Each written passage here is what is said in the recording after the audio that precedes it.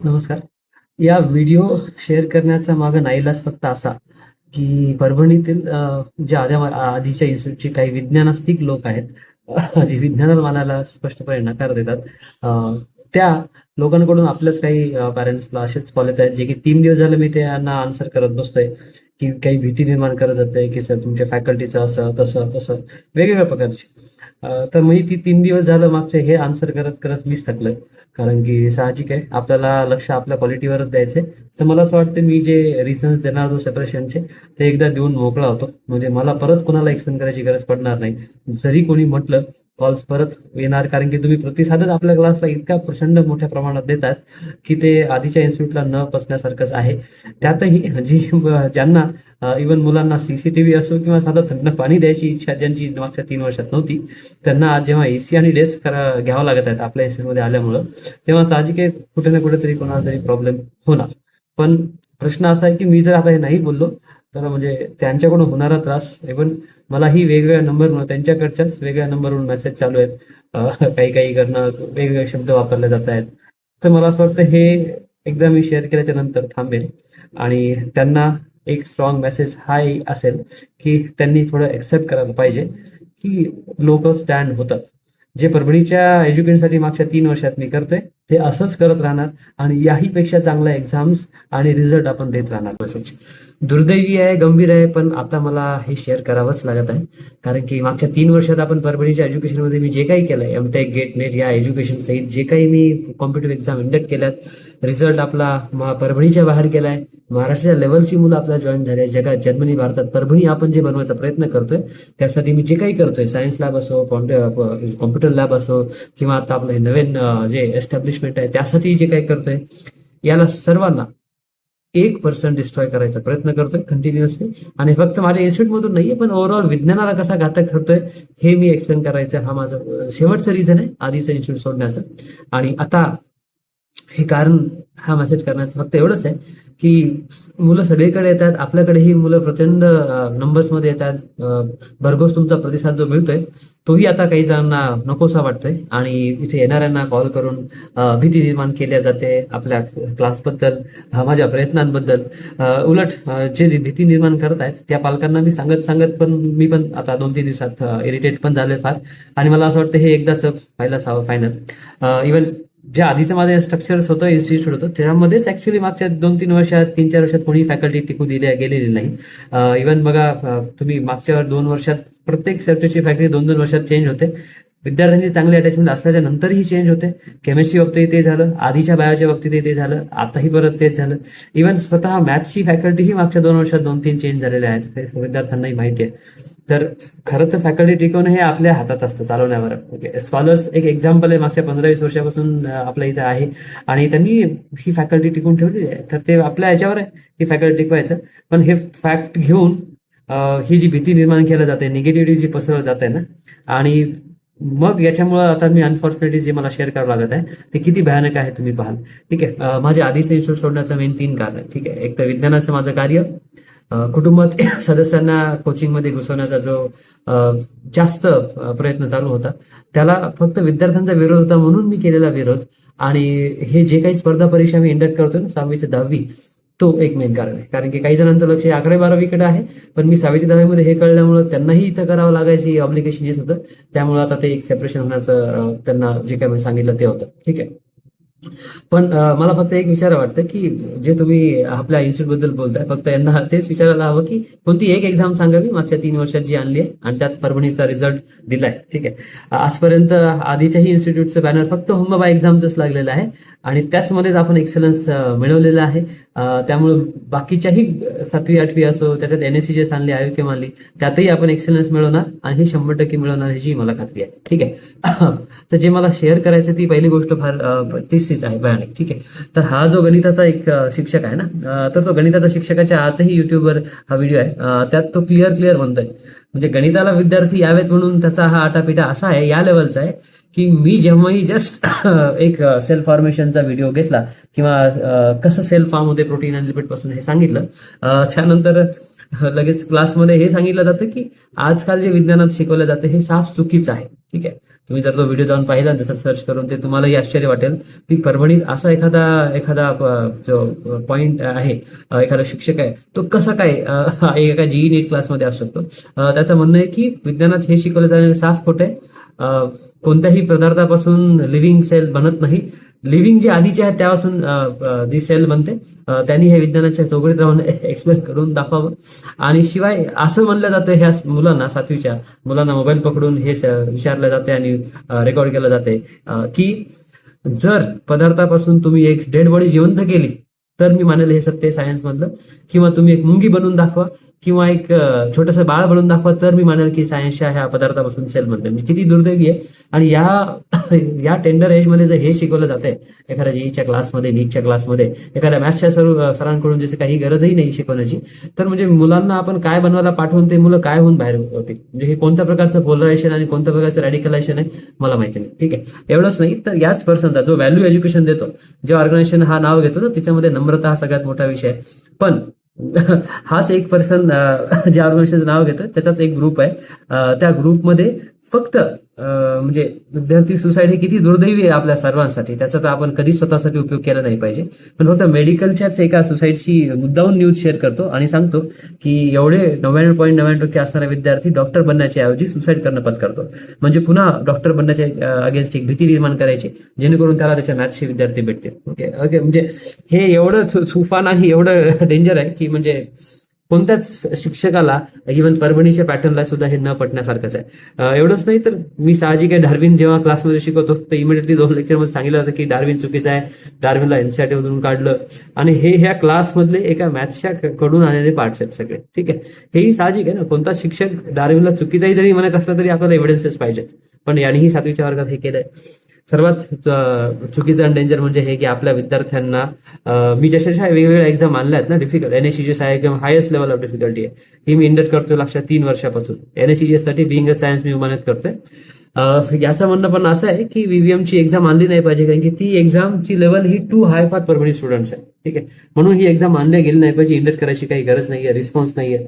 म्हणजे मला कमाल वाटते की एखादी एक्झाम न आणण्याचं कारण ही आपल्या विद्यार्थ्यांची एक्झाम लो आहे, लेवल लो आहे, हे असणं कितपत योग्य आहे. त्यामुळेच मी याला परभणीच्या बाहेरचा म्हणतो, कारण की मला वाटत नाही परभणीचा कोणत्याही शिक्षकाचे म्हणणं असं असेल. एवढंच नाही तर म्हणजे आपलं परभणी म्हणजे कोचिंग क्लासेस सगळ्यासाठी प्रसिद्ध आहेत, चांगले. पण बऱ्याचशा कारणासाठी आपण जेव्हा बदनाम होतो ना, त्याच्यातलं कारण हे कमर्शियलायझेशन असतं. आपल्या आधीच्या माझ्या इन्स्टिट्यूटमध्ये जेव्हा सुरुवातीपासून माझं इन्सिस्ट होतं की CCTV पाहिजेत, नंबर्स आपले चांगले आहेत, तरीही काही करण्यात आलं नाही. एक सायकल चोरीला गेली तेव्हाही काही करण्यात आलं नाही. दुसरी सायकल जेव्हा चोरीला गेली तेव्हा तरी म्हणलं की at least I think we should install CCTV नाव. म्हणजे आता आपण 2 सायकल चोरीला गेल्याच्या नंतरही जर आपण नाही करत तर विद्यार्थ्यांना किती भीती वाटेल. आणि आता पॉझिटिव्ह रिस्पॉन्स ग्रुपमध्ये आल्यामुळे दिला, पण तो रिस्पॉन्स असा दिला गेला की ठीक आहे आपण इन्स्टॉल करायला हवेत, कारण की अदरवाईज स्टुडंट क्लास सोडून जातील त्या भीतीमध्ये. म्हणजे आता ही ऍडमिशनचीच भीती आहे, विद्यार्थ्यांच्या सेफ्टीची भीती कदाचितच आहे, कारण की आणि म्हणूनच आपण काही अंशी तेच मध्ये परभणीच्या शिक्षकांमध्ये हे नाहीये, ज्यांना परभणीबद्दल प्रेम असेल ना ते हा विचार नाही करत की ऍडमिशनला जातील म्हणून आपण CCTV बसवावे. एवढंच नाही, आपल्या SP साहेबांनी जवळपास 5 मीटिंग घेतल्यात, त्या एकाही मिटिंगला गर्ल्स चाइल्ड सेफ्टीची असो एकाही मिटिंगला हे आलेलं नाहीये. एवढंच नाही तर मी तर सगळं येऊन सुद्धा क्लासही केलेले आहेत. पण तेच म्हणते पुन्हा, ज्याला परभणीबद्दल आत्मीयता नाहीये ते कशाला येईल सेफ्टीसाठी वगैरे. एवढंच नाही, परीक्षावारीसाठी एक प्रोग्राम मी रन करतो गेली जवळपास 3 वर्ष. 6वीच्या 9वीच्या मुलांना येथून संभाजीनगरला घेऊन ते राहण्याचं सगळं करून रिटर्न घेऊन येतो सुट्टीच्या दिवशी, साहजिक आहे. पण याही माझ्या प्रोग्रामला याला विरोध होता. यावर्षी परीक्षावारी नावाचा जे होमाबाच्या विद्यार्थ्याला घेऊन जायचा प्रोग्राम होता, त्याच रविवारी याला पॅरेंट्स मीट घ्यायची होती आणि यांनी हाच प्रश्न निर्माण केला, सर खरंच संभाजीनगरला जाणं गरजेचं आहे का? जर तुम्हाला खरंच या विद्यार्थ्यांचा प्रॉब्लेम, पालकांचा प्रॉब्लेम कळाला तर तुम्ही हा प्रश्न विचारलाच नसता. पण हे ॲज एक्सपेक्टेड तुमच्याकडून आहे. एवढंच नाही तर माझं एक्झिटचं कारण तुम्हाला कळेल समोर, की याच्या घरचं एक जण बायोलॉजीला जे होतं आणि जे विद्यार्थ्यांनी त्यांना रिजेक्ट केलं, त्याला रिजेक्ट मी जेव्हा म्हटलं की आता ते मुलांनी रिजेक्ट केलं तर मी इंडक्ट करू शकत नाही, तर तेव्हाच तो म्हटला होता की केमिस्ट्रीला पण आम्ही असंच केलं होतं. म्हणे सर जायचं असतं, डायरेक्ट सांगायचं असतं, रेटायचं असतं आणि हे मॅडम तुम्हाला शिकवायचं असं म्हणायचं असतं. याला जेव्हा मी विरोध केला तेव्हा त्यांनी म्हटलं सर केमिस्ट्रीला असं केलं, तर मी साफ नकार दिल्याच्या नंतर 8 दिवसानंतर एक क्लास टेस्टचं कारण घेऊन मला एक्झिट करा असं सांगितलं गेलं. पण तेव्हाही केमिस्ट्रीच्या बाबतीत नेहमी जो आधीच्या इन्स्टिट्यूटचा प्रॉब्लेम असायचा, तेव्हा हेच म्हणलं जायचं की ह्याच्याकडून की good chemistry teachers are not ready to shift Parbhani. मी जर 6वी-7वीला यांच्या घरच्यांना अलाव केलं असतं शिकवायला, तर 2 वर्षानंतर माझ्याही बाबतीत हेच बोललं गेलं असतं की बायोलॉजीचा मी 8वीला डायरेक्ट आल्याच्यानंतर मुलांना काय शिकवणार, 6वी-7वी पर्यंत मी 10वी पर्यंत शिकवून टाकतो मुलांना, बऱ्याचशा कन्सेप्ट 11वी-12वीचे शिकवतो. तर मला माझ्या बाबतीत हेच बोललं गेलं असतं की good biology teachers are not ready to shift to Parbhani. पण कदाचित कारण हे असतं की 6वी-7वीला कोण शिकवत आहे. पण तुम्ही ऑलरेडी एका सब्जेक्टचं केलंय, आता बायोलॉजीच्या बाबतीत ते करा. का? कारण की तुम्हाला फक्त हे दोन्ही सब्जेक्ट काहीच महत्वाचे वाटत नाही. तुमच्या या करण्यामुळे पीसीएम असो, पीसीबी असो, याच्यामधला केमिस्ट्रीचा पार्ट असो, बायोचा पार्ट असो, याच्या फ्युचरवर किती मोठा इम्पॅक्ट होणार आहे हे तुम्हाला माहिती नाही. पण नाही, तुमच्या स्वतःच्या मॅडमला जेव्हा मी विरोध केला बायोलॉजीला, कारण की मुलं रडली होती म्हणून आणि त्यांनी साफ नकार दिला होता म्हणून, पण नाही, यांनी जे बायोलॉजीच्या मॅडम पाठवल्या होत्या त्या बायोलॉजीच्या मॅडमला मी नाही म्हटल्याच्या नंतर यांनी 8 दिवसानंतर मला सांगितलं की सेपरेट होऊ. आणि यातही त्यांची अल्टिमेटली तेच आहे की घेऊ एक बाहेरचाच चांगला, म्हणजे आपल्या 11वी-12वीलाच मदत होईल. आणि या 11वी-12वीच्या ड्रीममुळे नंतर स्वतःच्या सब्जेक्टमध्ये किती प्रॉब्लेम होतात हेही तुम्हाला दिसतील. पण हे एवढं सगळं असतानाही प्रॉब्लेम्स हे होते की कंटिन्युअसली मला त्रास देणं चालू होतं त्यांचं, कारण की यांचं लक्ष होतं की आता बायोलॉजीला पण घरचेच एक माणसं असतात. तुम्ही स्वतःच्याही स्ट्रक्चरमध्ये आताही बघा, आताही जे बायोलॉजी आणले ते पण नावासहित सेम आहेत, दिसण्यासहित सेम आहेत. म्हणजे जे काही ऑलरेडी जवळचे माणसं रेडी झाले की मग आता बाकीच्यांना साईडलाईन करायचं. ठीक आहे, हे ऑलरेडी रेडी होतं म्हणून कंटिन्युअसली मागच्या 2024 मध्येच ह्या मॅथ्सच्या सरांचं डिसिजन होतं की जर प्रताप सर असतील तर मी या मध्ये थांबणार नाही. ठीक आहे, मग त्यानुसार मग हळूहळू गोष्टी करत गेला. असंच नेहमी नेहमी मला बोलून किंवा पुन्हा बोलायचं, काहीही वाचाळ बोलायचं आणि त्यानंतर माफी मागायची. म्हणजे आणि बोलल्याच्या नंतर काही दिवसांनी माफी मागायची, कारण की तो पण मग आपली मेंटॅलिटी खराब होते. ठीक आहे, याच्या आधीच्या केमिस्ट्री सर सोबत हेच झालं. ते तर त्यांच्या आयुष्यातलं टर्मिनल डिसिजन पर्यंत गेलते, हेही मी ऐकलंय आणि हे कितपत खरं हे बाकीच्यांनाही माहिती आहे. आधीच्याही बायोलॉजी सरांची आणि ह्या दोघांची अटॅचमेंट विद्यार्थ्यांसोबत चांगली होती. ठीक आहे, आधीच्याही बायोलॉजी सरांसोबत असंच केलं गेलं. यांनाही सेम मोडस ऑपरंडी बोलायचं, डार्विनचं काहीतरी सेम, एक्झॅक्ट सेम. आणि त्यांच्यासोबत हेच स्टेटमेंट आहे की हे जर आधीचे बायोलॉजी सर असतील तर मी मेडॅटी राहणार नाही. आणि त्यांनाही पुन्हा असेच अपोलोचे मेसेज, म्हणजे एक सेम मोडस ऑपरंडी घ्यायचं सगळ्यांना सोबत, क्लास वाढवायचा आणि नंतर सेपरेट व्हायचं, आपले माणसं बसवायचे. ठीक आहे, पण यांनी समोरच्यांना किती त्रास होईल याचा विचार याचे कधीच झालेला नाही. ठीक आहे, मला तर हे कंटिन्युअसली सॉरी सॉरी, माफ करा आदरणीय सर, हे दरवर्षी चालत. सगळ्यात मोठा इश्यू म्हणजे अपोलॉजीचा हा होता. ठीक आहे, जवळपास नोव्हेंबरमध्ये बराच वेळ फोनवर खूप अर्वाच्य भाषेत मला बोलण्यात आलं. मी तेव्हा रिॲक्ट फक्त आपल्या मुलांसाठी पालकांसाठी केलं नाही, कारण की मला माहिती माझं रिॲक्शन काही जरी असतं तर त्याला अल्टिमेटली इफेक्ट हा आपल्याच मुलांवर झाला असता. त्यामुळे मी हे एक्झाम होईपर्यंत थांबवा असं म्हटलं होतं. ठीक आहे, तर मला असं बोलण्यात आलं आणि यांना 20 दिवसानंतर कळालं की हे किती वाईट बोललेत. आणि किती वाईट जे बोललेत ना, तर ते त्याच्यानंतर त्यांना लक्षात आल्याच्या नंतर म्हणे किंवा सर मला जाब करता येत नाहीये, माझे जे भगवान आहेत ते माझ्यावर नक्कीच रागवले असतील, मला पूर्ण माफ करा, मी माझ्यावर कंट्रोल ठेवायला पाहिजे होतं, असं करायचं असतं. आता पण म्हणे की मी ट्राय करेल अवॉइड करण्यासाठी, शाश्वती दिलीच नाही की मी असं कधीच बोलणार नाही. मग तेच म्हणतोय, परभणीचा मी प्रॉपर परभणीसाठी एवढं करतोय, 3 वर्षात सगळं झोकून दिलेलं आहे. त्याच्या आधीही मी सगळं जे काही करत होतो सेटअप होतं. आणि आपल्या या विज्ञानाच्या मोहिमेला अशा शब्दात वागून या माणसांनी फक्त एक काम केलंय, डिमोटिवेट करणं. आणि सेटअप मी जे करत होतो हे त्यांना कळलं की ते मी करू देऊ दे, आणि विद्यार्थ्यांना सपोर्ट कमी व्हा म्हणून हे सांगलं की हे सर चुकीचं शिकवताय, असं शिकवताय, तसं शिकवताय. आणि परत हे म्हणजे तुम्ही विचार करा, 20 दिवसांना जर यांना जाप होत नसेल तर 20 दिवस मी काय सहन केलं असेल. मग ते सांगायला नको की आताही जरी मी हसत असेल तर मी शेअरही याच्यासाठी करतोय की हे मी सहन करतोय म्हणून ठीक आहे, पण बाकीच्यांना कोणाला सहन नाही झालं, दुसरं काही झालं तर, आणि माझी सहन करण्याची लिमिट आहे. आणि मुळात जर तुम्ही स्वतः परभणीसाठी काही करत नसाल, आयोकेम सारखी एक्झाम डिफिकल्ट तुम्ही इंडक्ट केलेलं नाही, कारण की तुम्हाला वाटत नाही परभणीची लेवल आहे, पण मला माझ्या परभणीच्या मुलांवर विश्वास आहे, मी एनएससी सांगतो, त्याला तुम्ही विरोध करताय. ठीक आहे, तर हे प्रकारचे सगळं अपोलॉजी करा, हे सेम पॅटर्न. आणि सगळ्यात इनसेन्सिटिव्ह म्हणजे जिथे मला ही भीती वाटली ती म्हणजे एवढं सगळं करून त्याला माहिती आहे मी आपण चुकीचं बोलतो, सॉरी म्हणतो 4-4दा, तरीही लास्टचं कमेंट त्याचं हे होतं की मी म्हणजे सत्यच बोलतो हे त्यांना माहिती आहे, कारण की जे कपडे हा घालतो, जे ऑर्गनायझेशन मध्ये जो आहे ना, तिथं तर मग हा स्वतःला मग एकदम संत म्हणूनच वागवतो. ठीक आहे, जरी तेच म्हणतोय, हे सगळं बोलल्याच्या नंतर हे कॅरेक्टरिस्टिक या ऑर्गनायझेशनच्या कोणत्या पर्सन मध्ये नाहीच आहेत. ठीक आहे, कारण की या ऑर्गनायझेशनच्या खूप मोठा पर्सन गौर गोपाल प्रभू जे माझ्या आयसीटीला होते, दर गुरुवारी त्यांचं लेक्चर असायचं, त्यांच्या सानिध्यातला मी आहे. मला माहिती आहे की या ऑर्गनायझेशनच्या पर्सनची काय क्वालिटीज आहेत. त्यातली तर एकही क्वालिटी दिसत नाही, त्यातलं तर कोणताच क्वालिटीचा पर्सन अशा प्रकारे बोलणार नाही. एवढं बोलून सुद्धा भीतीदायक फक्त हेच आहे की त्याचं कमेंट हे की तुम्हाला जर सहन होत नाही त्याला मी काय करणार. हे किती डेंजरस आहे ही स्टेटमेंट त्या दिवशी मी दिलो.